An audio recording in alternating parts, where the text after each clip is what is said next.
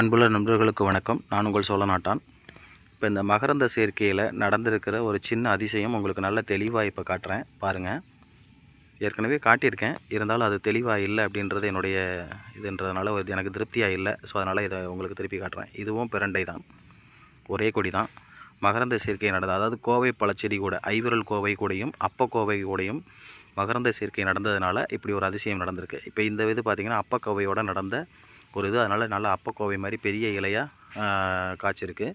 அதே சமயம் பாருங்கள், இந்த பக்கம் ஐவிரல் கோவை இலையோட மகரந்த சேர்க்கை நடந்ததுனால இந்த கொடியில் இருக்கக்கூடிய இலை வந்து பாருங்கள் எப்படி இருக்குன்னு. ஐவிரல் கோவை செடி மாதிரியே இருக்கும், இலை மாதிரியே இருக்கும்.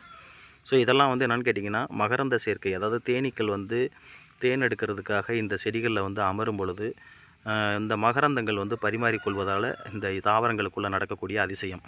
நன்றி நண்பர்களே.